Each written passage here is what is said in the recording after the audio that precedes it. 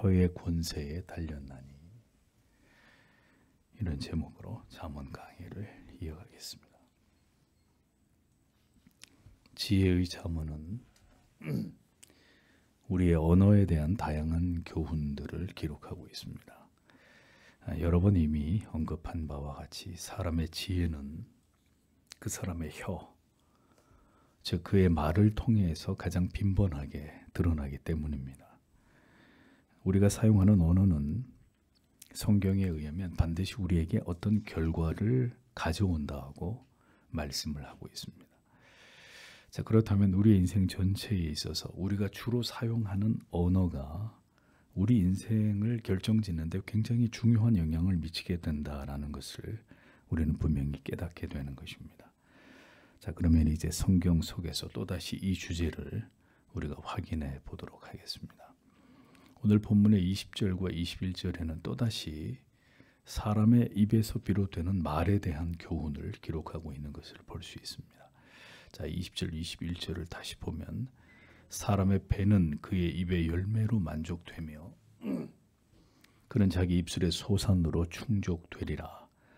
사망과 생명이 혀의 권능 안에 있나니 혀를 사랑하는 자들은 그것의 열매를 먹으리라. 이렇게 기록이 되어 있습니다. 자, 사람의 입의 열매로 배가 부르다라는 의미가 무엇일까요? 선하고 그리고 덕을 세우는 말, 사람의 마음을 부드럽게 하는 지혜롭고 유순한 말, 영혼의 깊은 울림과 깨달음을 주는 이러한 말들을 우리가 사용할 경우에 자, 그런 말은 결국 나에게 유익이 되어 돌아온다. 이렇게 잠언이 말씀하고 있습니다. 그러니까 그런 말들은 배를 부르게 하고 나를 만족해 한다. 사실 말을 하게 되는 것은 다른 사람에게, 타인에게 내가 그 말을 한 것인데 그렇게 누군가에게 한 그 좋은 말이 나에게 나의 배를 부르게 하고 나를 만족시킨다. 이렇게 잠언이 말씀을 합니다. 모든 관계는 상호적입니다. 그렇죠? 오는 말이 고와야 가는 말이 곱기 마련입니다.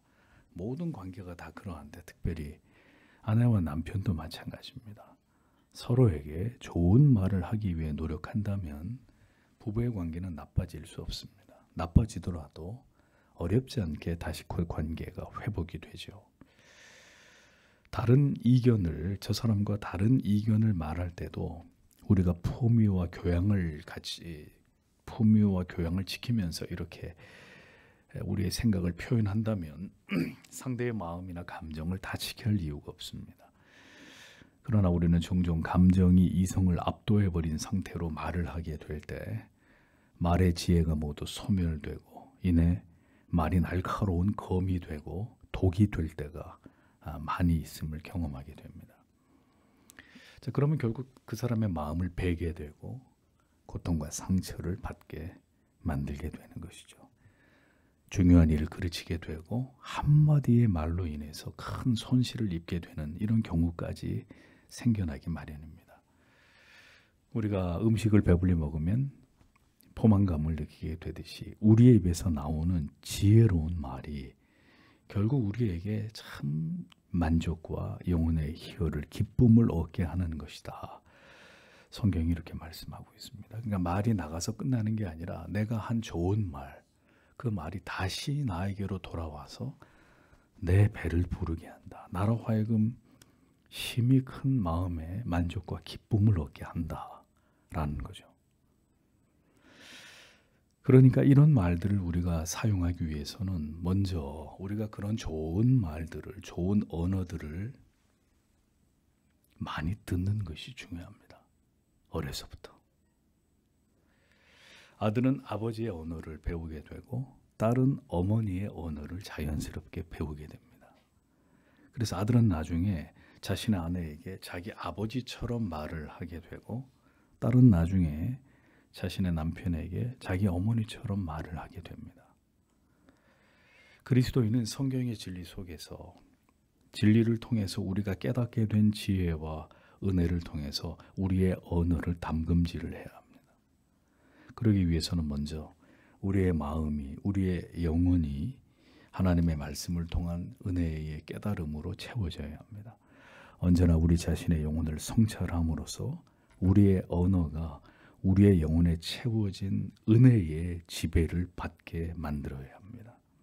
우리의 지성과 감정과 의지가 언제나 하나님의 말씀에 깊이 영향을 받아서 우리의 언어가 더욱 정제되고 다듬어지기 위해서 부단히 노력하고 이것을 하나님 앞에 기도할 필요가 있다는 것입니다. 평상시에는 아주 양처럼 온유한 사람이 화가 나게 되면 입에서 이렇게 불을 내뿜는 이런 일들이 이제 있단 말이죠. 자, 그런 잘못된 습관은 반드시 하나님의 은혜와 도우심을 구하면서 그 같은 그릇된 악한 습관을 고쳐야 합니다. 우리의 마음이 하나님의 말씀을 통한 은혜 가운데 있다는 증거는 우리의 언어에 사랑이 있고 겸손이 있고 배려가 있고 긍휼이 있는 것을 통해서 나타나게 되어 있습니다. 만약 그 반대라면 가장 먼저 우리의 언어부터 거칠어지고 날카로워지겠죠. 부디 우리의 마음을 성도 여러분 하나님의 사랑으로 채우십시오. 그렇게 우리의 마음이 하나님의 사랑으로 채워져야 우리의 언어가 바뀌게 되고 그 결과 내 인생이 바뀌게 되는 언어가 계속 바뀌어지고 순화되고 그 사람의 말이 아름다워지면 결국 그의 인생 속에서 하나님이 주시는 풍성한 것들을 맛보게 되고 그 결과 모든 것이 바뀌게 되는 이런 은총을 누리게 되는 것입니다.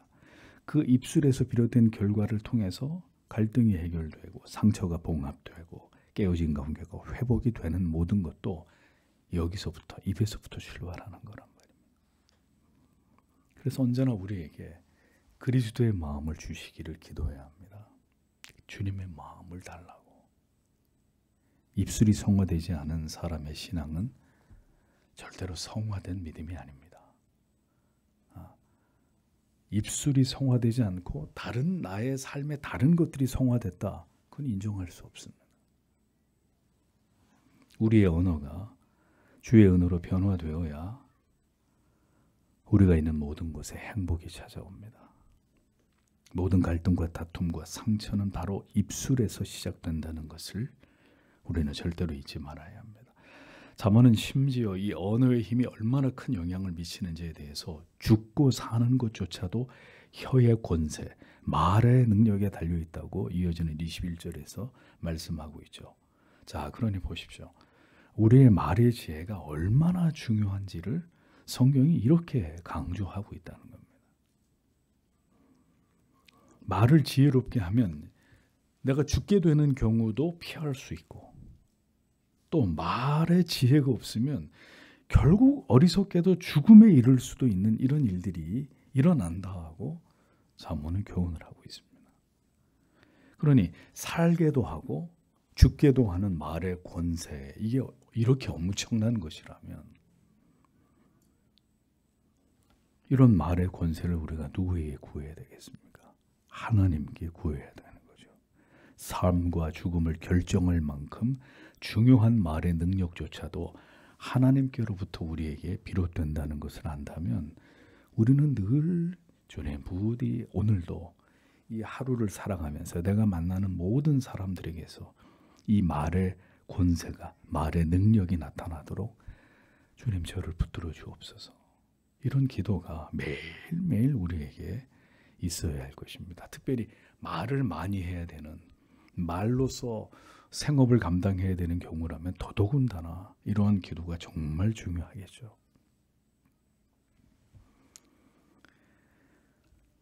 어리석은 자는 자기 말로서 자기 무덤을 팝니다. 거짓과 속임으로 결국 자기 스스로를 멸망하게 만듭니다. 지혜로운 자는 지혜의 말로 스스로를 구합니다. 어려움에서 건져내고 위기 속에서 그 사람의 말은 오히려 더 빛을 발합니다. 이렇게 하나님께서 함께 하심으로 입술에 그 지혜를 부어주시는 자는 그것으로 합당한 만족스러운 열매를 하나님께로부터 그가 얻게 된다. 이렇게 성경은 말씀합니다. 그래서 본문에 혀를 쓰기 좋아하는 자란 그 말을 그냥 많이 하는 사람을 말하는 게 아니고요. 말을 통해서 하나님의 사랑과 그 하나님의 지혜를 드러내기를 좋아하는 자를 말합니다. 그러니까 함부로 말하기보다는 이 순간에 이 사람에게 내가 어떤 말을 해서 하나님의 뜻을 전달하고 그 사람을 도울 수 있을지를 늘 기도하면서 그렇게 자기의 말이 하나님의 선한 도구가 되어서 쓰임받기를 원하는 자에게 하나님께서는 그 사람의 말을 통해서 결국 그가 하나님 앞에 선하게 쓰임받을 뿐만 아니라 하나님의 축복을 그가 받기를 원하신다라는 것을 우리는 기억해야 된다는 것입니다. 우리의 언어가, 우리의 입술이 그렇게 하나님의 뜻을 드러내는 일에 누군가에게 하나님이 하시고 싶어하는 말씀을 전하는 일에 도구로 쓰여지기를 성도 여러분 기도하십시오.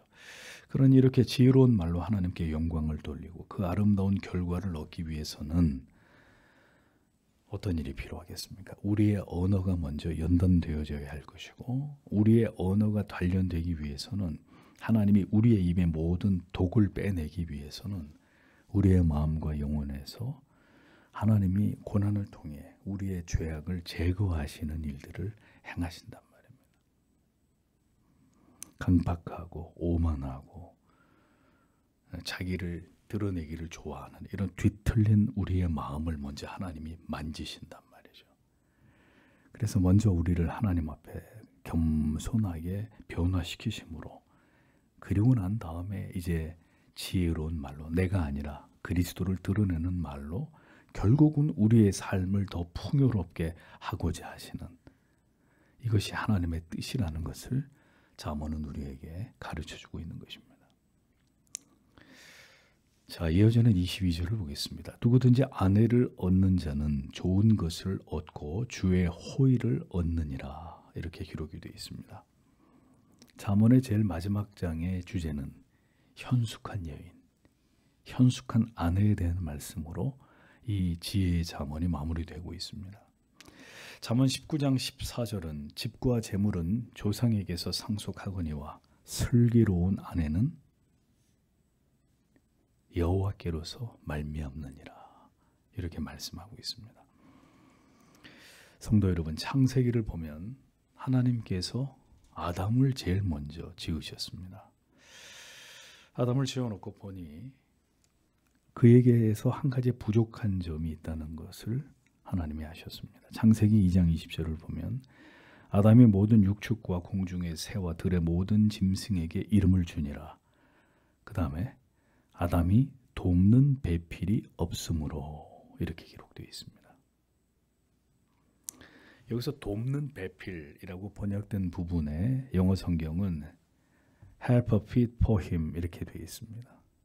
help fit for him. 그러니까 그를 위한 꼭 맞는 도우미라는 뜻입니다.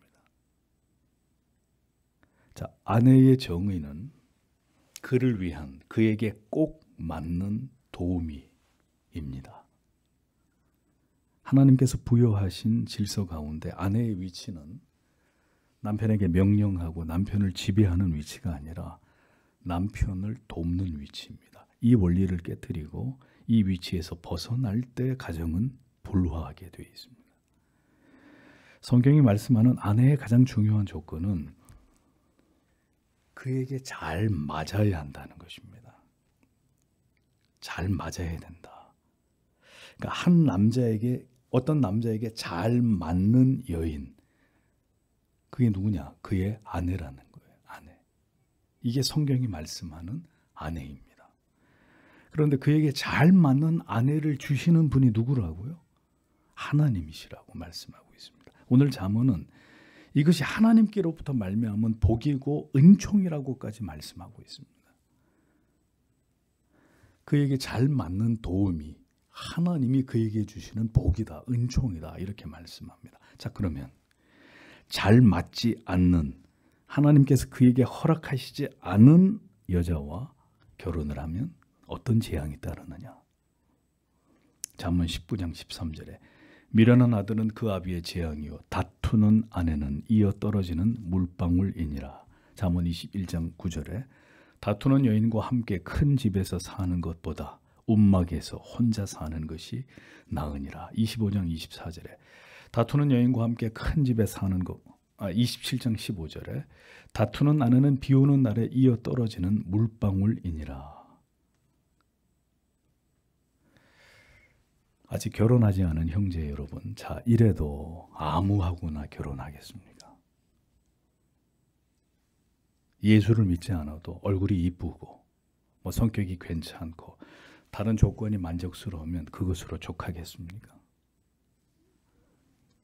행복한 부부는 서로 닮아간다고 합니다. 왜 그럴까요? 잘 맞는 짝으로 하나님이 그에게 맺어주셨기 때문입니다.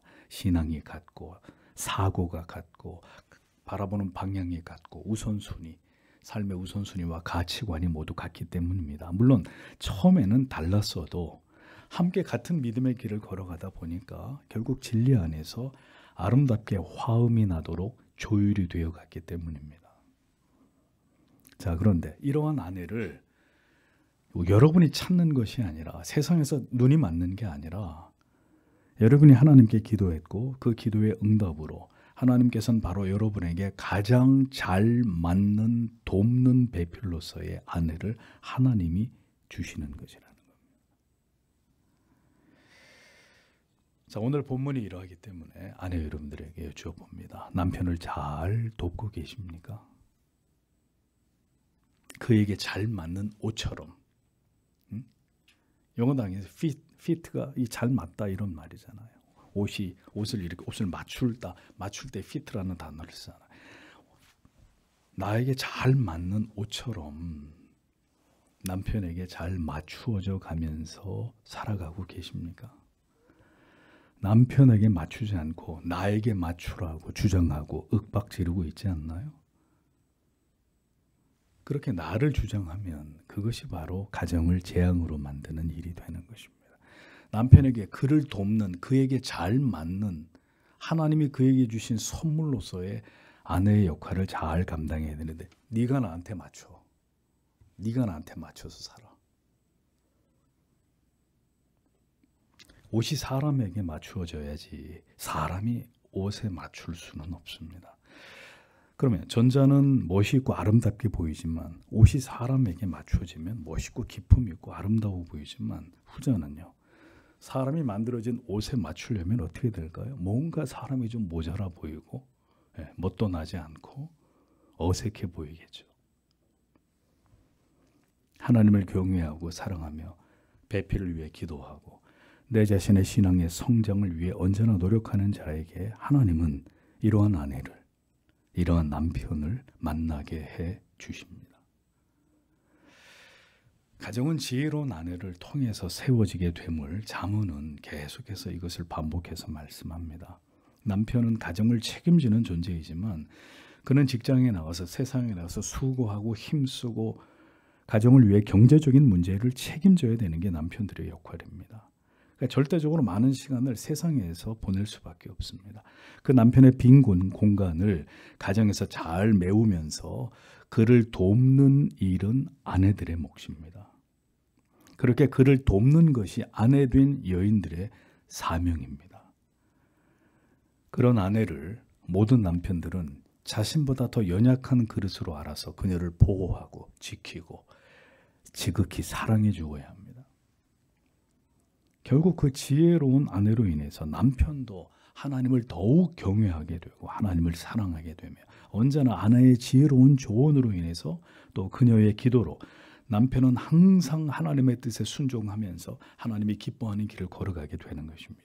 그 밑에서 자라는 자녀들도 지혜로운 어머니의 훈계와 책망으로 아름답게 잘 자라가게 되겠죠.